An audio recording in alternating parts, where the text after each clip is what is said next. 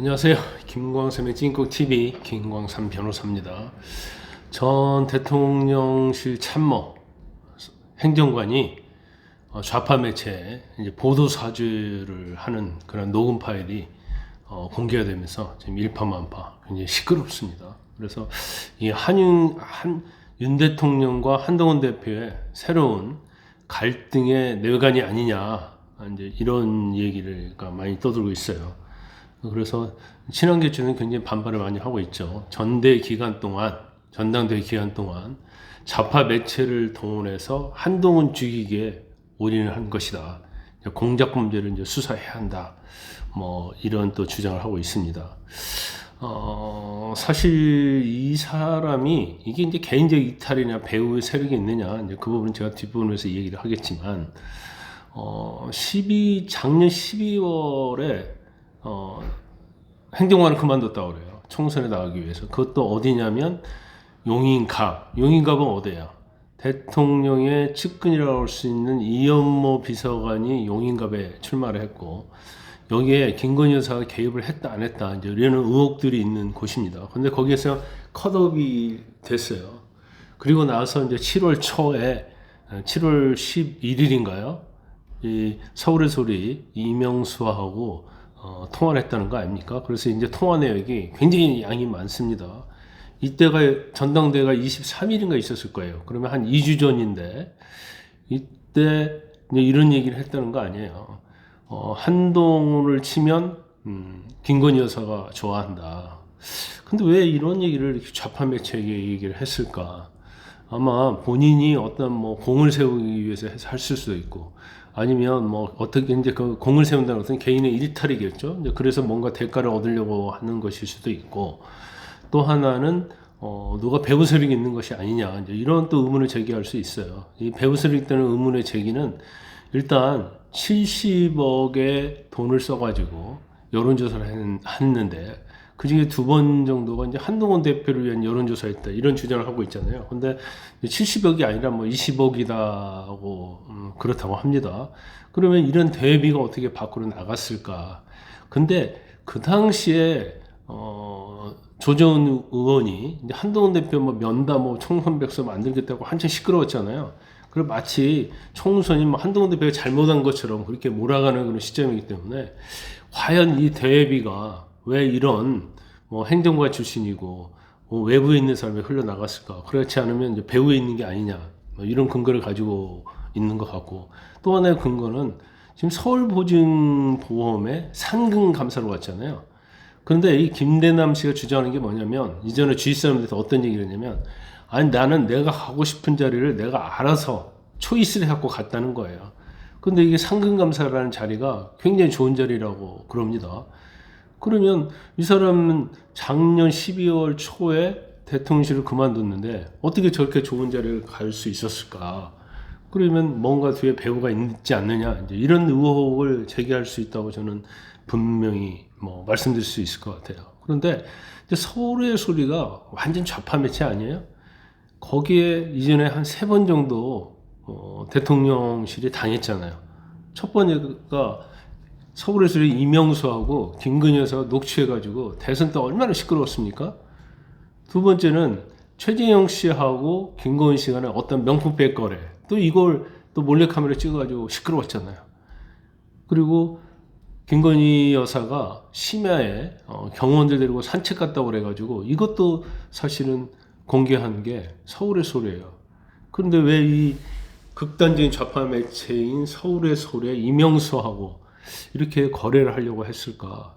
참 이해가지 않습니다. 그런데 지금 이 녹취 파일이 굉장히 저는 중요한 의미가 있다고 봐요. 왜 의미가 있냐면, 이 녹취 파일에 나온 내용이 이 김대남이라는 사람의 개인적 일탈이 될 수 있어요. 근데 그 내용 중 핵심이 뭐예요? 한동훈을 치면 김건희가 좋아한다. 그럼 이 사람이 12월 초에 대통령실에서 나왔지만 분위기가 그렇다는 거 아니에요? 나오고 난 이후에도 그런 분위기였다. 그러면 자기가 앞장서서 한동훈에게 타격을 가하면 결과적으로 김건희에게 좋고 거기에 대한 공로로 무엇을 받을 것이다. 뭐 이런 이야기로 귀결되기 때문에, 한동훈 대표하고 김건희 여사는 엄청나게 사이가 안 좋구나. 김건희 여사 사이가 안 좋으면 대통령하고도 사이가 안 좋다는 얘기밖에 안 되잖아요. 그러면 지금 최근에 대통령이 뭐 체코 순방 나갈 때도 그렇고 올 때도 그렇고 한동훈 대표하고 악수를 하는데 전혀 눈길을 안 준단 말이에요. 국구는 날도 마찬가지잖아요. 한동훈 대표하고 악수인데 한동훈 대표 웃고 있는데 바로 악수만 하고 패싱하고 옆에 있는 다른 사람한테 악수했단 말이에요. 그리고 오늘 또 만찬 있잖아요. 그러면 원내대표 지도부고 만찬을 한다는데 이 만찬 자체가 곧 있을 김건희 여사에 대한 특검 그리고 최상백 특검에 대한 이제 재의결을 앞두고 하는 것이다. 뭐 그럴 수 있겠죠. 그런데 원내하고만 한단 말이야. 그럼 명분은 원내가 아니기 때문에 한동훈 대표는 올 필요가 없다 이런 얘기를 할 수 있겠지만 대표라는 자리는 원내뿐 아니라 원내를 같이 포함해서 통화라는 대표적 지위 아니에요? 그럼 당연히 한동훈 대표 불러야 하는데 왜 부르지 않고 만찬을 하는가? 그러면 그 정도의 감정이 실려 있다. 그리고 죽어도 너는 못 만난다. 그런 생각이 아닌가 싶어요. 민주당에서는 그런 표현을 썼더라고요. 너무 졸렬하고 진절머리 난다 이런 표현을 썼던데 일단은 뭐 제가 볼 때는 윤과 한의 관계는 이제 돌아오지 못할 다리를 지나지 않는가 싶어요. 특히 윤 대통령의 감정이 너무나 한동훈 대표에 대해서 적대적이기 때문에 서로 같이 할 일은 거의 없다. 이런 생각이 좀 듭니다. 그래서 저희가 이제 유튜브 방송에서 둘이 같이 협치하고 둘이 머리를 맞대서 이 난국을 헤쳐나가야 한다. 이런 얘기를 많이 했는데 그럴 가능성 없고 그럴 기대도 사실은 해서는 안 될 것 같은 그런 상황이 와버렸다. 그 정도로 한동훈 대표하고 윤 대통령 부부 사이는 정말 우리가 설명할 수 없을 만큼, 우리가 이해할 수 없을 만큼의 사이가 이제 벌어져 있다. 이렇게 얘기할 수 있을 것 같아요. 그러면 이제 어쩔 수 없는 거예요.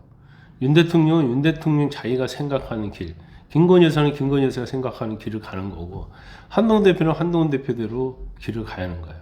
제가 한 말씀 더 덧붙이자고 하면, 한동훈 대표는 대권이랄지 이런 거 생각하지 말고 지금부터는 민생을 따라가야 한다고 봅니다. 그럼 대권을 생각하지 않고 민심과 민생을 따라가면 대권은 당연히 따라오게 돼 있어요.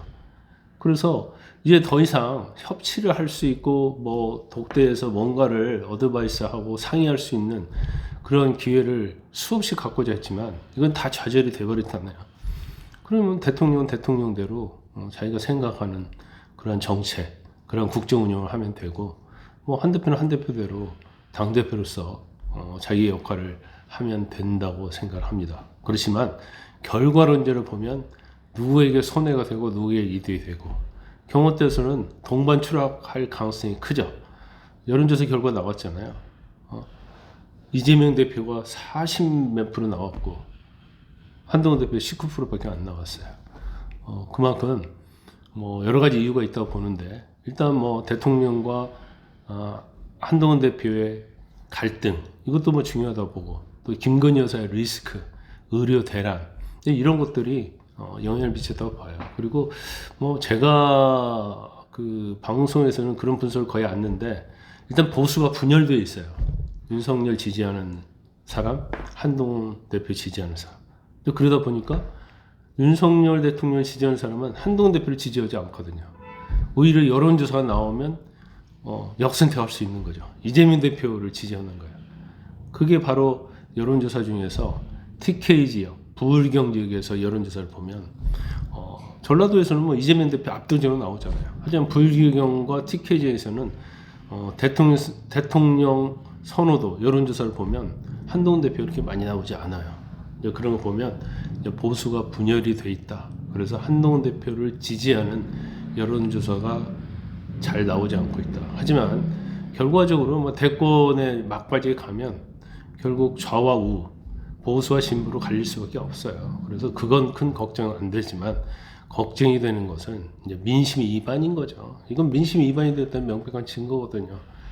향후에 있어서 대통령의 어떤 국정 운영 또 김건희 여사를 어떻게 할 것인가, 뭐 사과, 저는 뭐 사과를 해야 한다, 안 해야 한다 그걸 떠나서 사과하기에도 좀 타이밍이 좀 늦지 않았나 싶습니다.